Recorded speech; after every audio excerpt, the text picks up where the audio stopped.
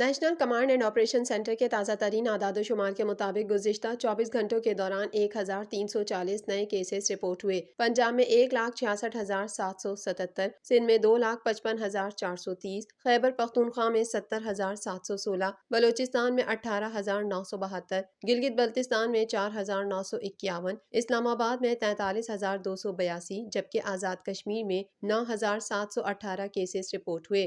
ملک بھر میں اب تک 86,44,847 افراد کے ٹیسٹ کیے گئے۔ گزشتہ 24 گھنٹوں کے دوران 42,332 نئے ٹیسٹ کیے گئے۔ اب تک 5,33,202 مریض صحت یاب ہو چکے ہیں، جبکہ 1,604 مریضوں کی حالت تشویشناک ہے۔ پاکستان میں کرونا سے ایک دن میں 36 افراد جاں بحق ہوئے، جس کے بعد وائرس سے مرنے والوں کی تعداد 12,563 ہو گئی۔ پنجاب میں 5,185، سندھ میں 4,276، خیبر پختونخوا میں 2,027، اسلام آباد میں 488، بلوچستان میں 199، گلگت بلتستان میں 102 اور آزاد کشمیر میں 286 مریض جان سے ہاتھ دھو بیٹھے۔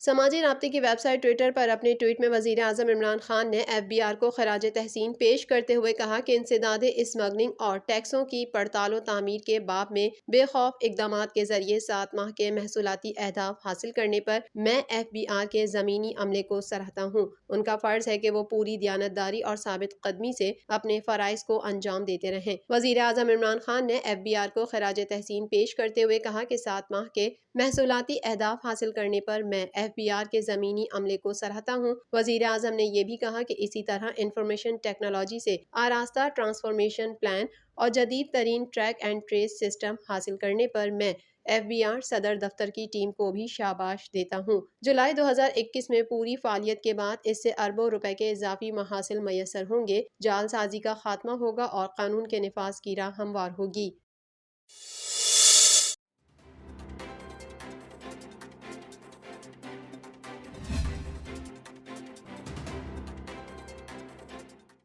پاکستان پیپلز پارٹی کے سینیٹر رضا ربانی نے سینٹ الیکشن سے متعلق صدارتی آرڈیننس پر حکومت کو تنقید کا نشانہ بناتے ہوئے کہا ہے کہ اپنی جماعت میں بغاوت کو کنٹرول کرنے کے لیے آپ آئینی اداروں کو داؤ پر لگا رہے ہیں۔ سینٹ اجلاس میں اظہار خیال کرتے ہوئے انہوں نے کہا کہ صدر نے آئین کی خلاف ورزی کی ہے۔ پارلیمان کا حصہ ہوتے ہوئے انہوں نے اجازت دی کہ سینٹ کھلواڑ بنے۔ ایک سیاسی جماعت کا ایجنڈا آگے بڑھانے کے لیے آئین کی خلاف ورزی کی گئی۔ رضا ربانی نے کہا کہ سپریم کورٹ کے سامنے صدارتی ریفرنس میں بھی پیش ہو رہا ہوں۔ صدارتی آرڈیننس کے اجرا کے بعد سینٹ کا پہلا اجلاس ہے۔ آئین کے مطابق اجرا کے بعد آرڈیننس پہلے اجلاس میں پیش ہونا چاہیے۔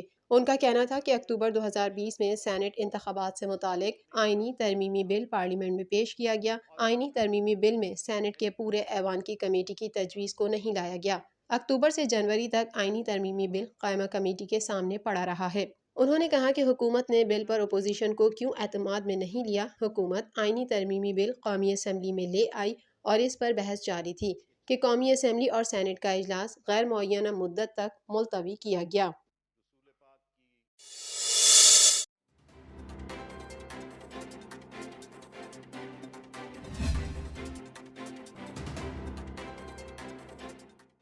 پاکستان مسلم لیگ نون کی نائب صدر مریم نواز نے خبردار کیا ہے کہ ضمنی الیکشن میں نتائج تبدیل کرنے کی کوشش کرنے والوں کو بہت مہنگا پڑے گا۔ NA 75 ڈسکا کے انتخابی نتائج میں تاخیر پر مریم نواز نے الزام عائد کیا کہ نتائج روکنے والے نتائج تبدیل کرنے کی کوشش کر رہے ہیں۔ نائب صدر مسلم لیگ نون کا کہنا تھا کہ نتائج تبدیل کرنے کی کوشش کرنے والوں کو یہ مہنگا پڑے گا۔ خیال رہے کہ گزشتہ روز NA 75 ڈسکا میں ہونے والے ضمنی انتخابات کے سرکاری نتائج تاحال جاری نہ ہو سکے ہیں۔ غیر حتمی اور غیر سرکاری نتائج کے مطابق مسلم لیگ نون کی امیدوار سیدہ نوشین افتخار کو تحریک انصاف کے چودھری علی اسجد پر برتری حاصل ہے۔ دوسری جانب RO نے دھاندلی اور پولنگ عملے کے لاپتہ ہونے کے الزامات کے باعث انتخابی نتائج روک دیے ہیں اور ان کا کہنا ہے کہ حتمی نتائج کا اعلان الیکشن کمیشن کرے گا۔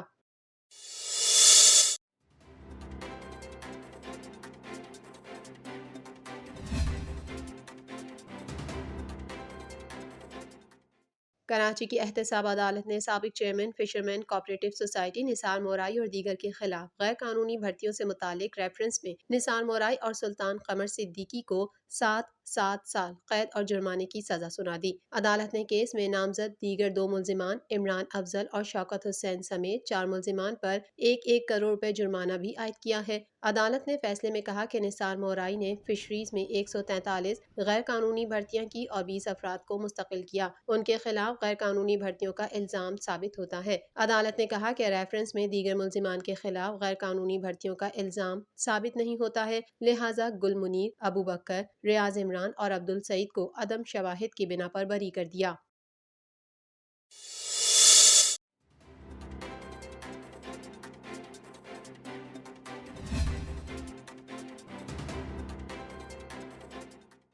حکمران جماعت پاکستان تحریک انصاف کی قیادت نے MQM پاکستان سے سینٹ انتخابات میں تعاون کی درخواست کی ہے۔ سینٹ انتخابات میں کامیابی کے لیے حکومتی وزراء اپنے اتحادیوں سے ملاقاتیں کر رہے ہیں۔ اسی حوالے سے وفاقی وزیر منصوبہ بندی اسد عمر اور وزیر خزانہ حفیظ شیخ نے MQM کی قیادت سے بھی ملاقات کی ہے۔ دونوں جماعتوں کے رہنماؤں کی ملاقات بہادرآباد میں MQM کے عارضی مرکز میں ہوئی، جس میں MQM کی جانب سے خالد مقبول صدیقی اور دیگر رہنما موجود تھے۔ ملاقات میں سینٹ انتخابات کے حوالے سے تبادلہ خیال کیا گیا اور وفاقی وزراء اسد عمر اور حفیظ شیخ نے MQM قیادت سے کہا کہ آپ ہمارے اتحادی ہیں، آپ سے تعاون کی درخواست ہے۔ ذرائع کا کہنا ہے کہ MQM قیادت نے حکومتی وزراء کو یقین دہانی کرائی ہے کہ ہم آپ کے ساتھ ہیں اور سینٹ انتخابات میں بھی ساتھ دیں گے۔